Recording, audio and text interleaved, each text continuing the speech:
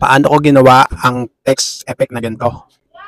Tara, gawin natin. Let's go! Punta tayo sa CapCut, new project, punta tayo sa ating album. Focus kayo sa ibabaw. Piliin lang natin yung library dahil dyan tayo kukuha ng gagamitin nating background. Then, piliin lang natin dyan yung black background. Kapag na-add na natin, saka tayo maglalagay ng add text. Pindutin natin yung arrow, tapos piliin natin yung add text. Saka nyo i-type kung anong pangalan ang gusto nyo. Then, fonts. Marami kayo pagpipiliin dyan kung ano yung style o itsura ng text ang gusto nyo. Ang pinili ko nga pala dyan si Anton. Tapos, palakihin muna natin yung text natin. Pag goods na, piliin naman natin yung effect. Madami din tayo pagpipilian dyan mga lods. Pipiliin ko lang dyan yung may black sa gitna. Anong tawag dyan? Basta yan na yun. Then, punta tayo sa dulo niyan. Then, press natin yung dulo, tapos pantay natin dyan sa black background na nilagay natin. Then, kapag naliliitin pa tayo dyan sa text natin, pwede pa rin natin i-adjust yan. Palakihin pa rin natin yan.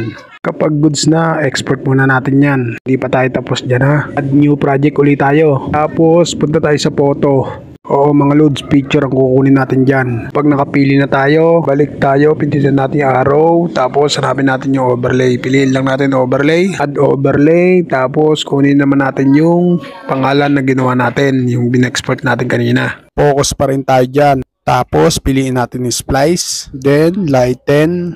Kita nyo na wala na yung black background. Tapos medyo palakihin pa rin natin yan kung naliliitan kayo mga loads. Kapag goods na, ibaba naman natin. Ilampas lang natin yan dun sa mga sapatos ng mga player. Kapag goods na tayo dyan, lagyan naman natin ng diamond. Okay, frame. Pindutin lang natin yan. Diamond na yan.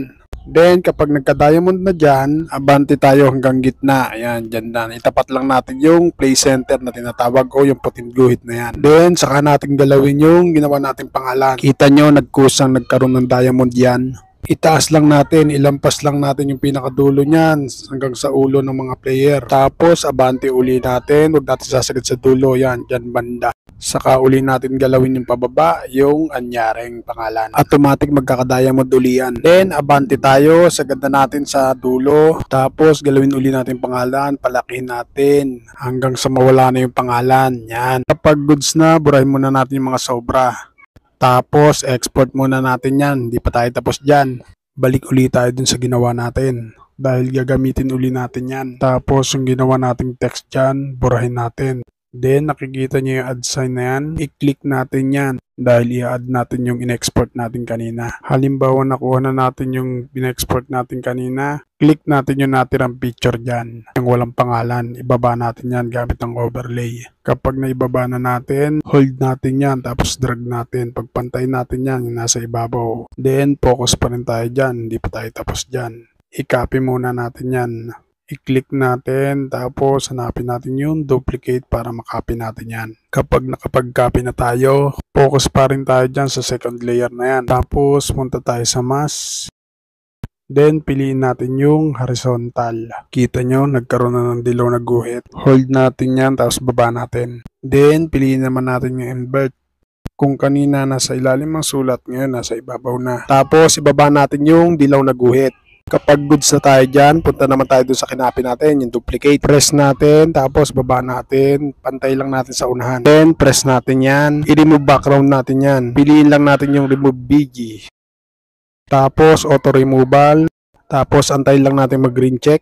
Kapag goods na, abante tayo. Focus ulit tayo dun sa pangalan. Pag nasa ibabaw na o lampas na sa ulo ng mga player. Stay lang natin dyan yung playhead o yung guhit na puti. Saka natin piliin ng split, then delete natin yung sobra. Then stay pa rin tayo dyan. Tapos click natin yung second layer. Basta pantay lang din yan. Tulad ng nasa baba. Saka natin pindutin yung split. Tapos burahin natin yung sobra. Finally, kapag all goods na, ready to export na natin mga lods. Nasundan ba? Sana nasundan. At sana nakatulong. Kung nakatulong, follow mo ko para mas madaming tutorial pa ang malaman mo. Paano mga lods? Salamat sa inyong panonood at thank you Lord.